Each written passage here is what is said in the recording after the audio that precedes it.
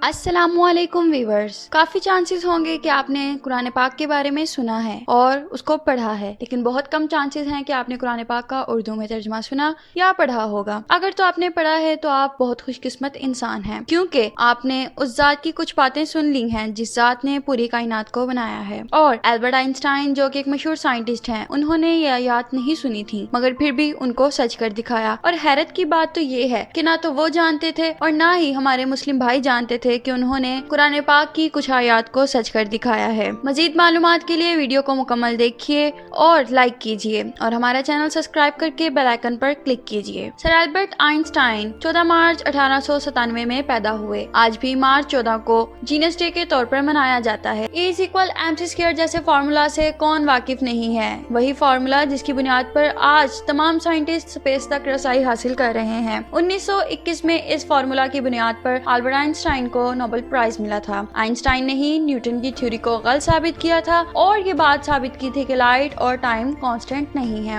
Albert Einstein बचपन से ज़हीन नहीं थे। उनकी पैदाइश के वक्त उनके सर का साइज बाकी बच्चों की निस्बत बहुत बड़ा था। जहाँ एक बच्चा 2 साल की उम्र में बोलना शुरू कर देता है, वहाँ उन्होंने 4 साल की उम्र तक बोलना शुरू किया था और 10 साल तक ततला कर बोलते थे। आइंस्टाइन दूसरे बच्चों से काफी ज्यादा अलग थे। वो अकेले रहा करते थे, दूसरे बच्चों के साथ नहीं खेलते थे, वो वही काम करते थे जिसमें उनको फायदा नजर आता था। वो 7 साल की उम्र में स्कूल गए थे और स्कूल को जेल समझते थे, जहाँ से कोई भी नहीं निकल सकता था। वो कहते थे, स्कूल में सिर्फ मुझे संडे के दिन का इंतजार होता है। संडे को उनके वालिद उनको पार्क में ले जाते थे, जहाँ वो खेलने की बजाय किसी कोने में बैठकर हर चीज को बड़े गौर से ऑब्जर्व किया करते थे। वो अपने स्कूल में टीचर्स की बात नहीं माना करते थे। उनके टीचर्स उनको लेजी डॉग यानी सुस्त कुत्ता कहा करते थे। आइंस्टाइन अपने टीचर से अजीब सवालात करते थे जिन पर उनके टीचर्स भी हैरान थे। वो अपने टीचर्स की बात तब तक नहीं मानते थे जब तक वो उस पर तहकीक ना कर लेते। अगर वो अपने टीचर्स की बात मान लेते तो आज वो एक नया फार्मूला कैसे इजाद करते। यहाँ मैं आपको बता दूं कि जिस इंसान को आज पूरी दुनिया सबसे ज्यादा जीनियस समझती है, उसको भूलने की बहुत बीमारी थी। वो अपना फोन नंबर तक नहीं याद रख पाते थे। एक मर्तबा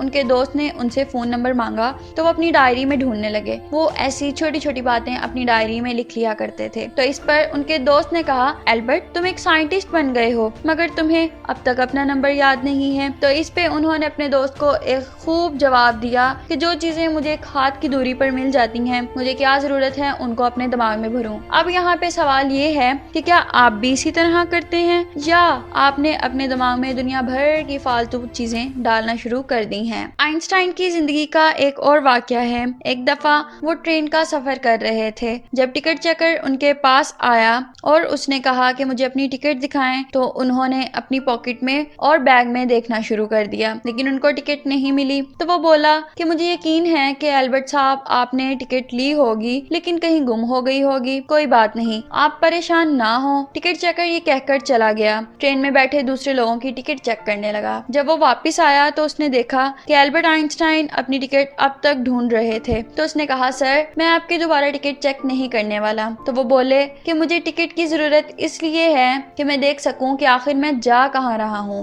हमें हमारा दिमाग उस वक्त जीनियस बनाता है जब हम किसी काम को बार बार करते हैं, लेकिन आइंस्टाइन किसी काम को बार बार करने से नफरत करते थे। आपके जहन में ये जरूर आ रहा होगा कि अगर वो किसी काम को बार बार नहीं करते थे तो फिर आज वो दुनिया के जीनियस इंसान किस तरह हैं। जहाँ पे एक नॉर्मल इंसान का IQ लेवल 80 से 119 तक होता है, वहाँ पे आइंस्टाइन का IQ लेवल 160 से 190 के दरमियान था। आपको IQ लेवल ज़हीन नहीं बनाता। इसके साथ एक चीज और जरूरी होती है जिसे क्रिएटिविटी कहते हैं, जो सब में नहीं पाई जाती। विलियम जेम्स नामी शख्स का IQ लेवल 250 से 300 के दरमियान था, लेकिन उसके पास क्रिएटिविटी नहीं थी। और दूसरी तरफ आइंस्टाइन के पास दोनों चीजें मौजूद थी। आइंस्टाइन कहते थे कि जिस इंसान ने अपनी जिंदगी में गलती नहीं की, उसने कुछ नया किया ही नहीं। हर कोई अपने काम में महारत रखता है, किसी का किसी से कोई मुकाबला नहीं है। और आइंस्टाइन ने स्कूल से तंग आकर ये अल्फाज कहे थे कि हमारा स्कूल सिस्टम एक मछली को ये सिखाता है कि दरख्त पर कैसे चढ़ते हैं। वो पूरी जिंदगी मेहनत करके दरख्त पर नहीं चढ़ पाती और समझती है कि मैं बहुत नालायक हूँ। कॉलेज लाइफ में आइंस्टाइन को उनके टीचर्स क्लास में कम और बाहर ज्यादा रखते थे। आइंस्टाइन अपने टीचर से कहा करते थे कि जो आप हमें पढ़ा रहे हैं ये हमारे किस काम का है, ये तो हम खुद भी कर सकते हैं। वो मैथ और फिजिक्स में बहुत महारत रखते थे, मगर बाकी सब्जेक्ट्स टेस्ट में हमेशा फेल हुआ करते थे। यही वजह है कि उनके दिमाग के बारे में आज भी बहुत चर्चा है।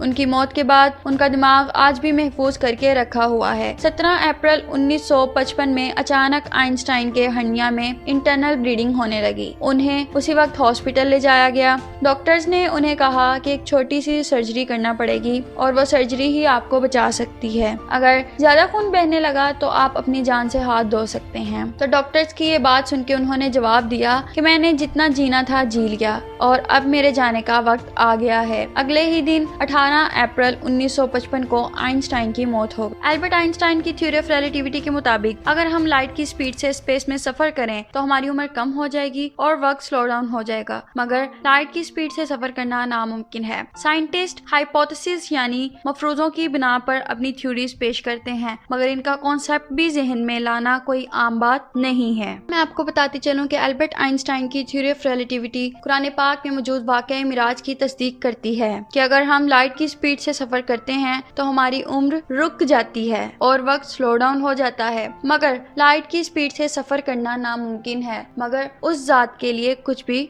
नामुमकिन नहीं है। अगर हमारी वीडियो पसंद आई हो तो इसको लाइक और शेयर करना मत भूलिएगा।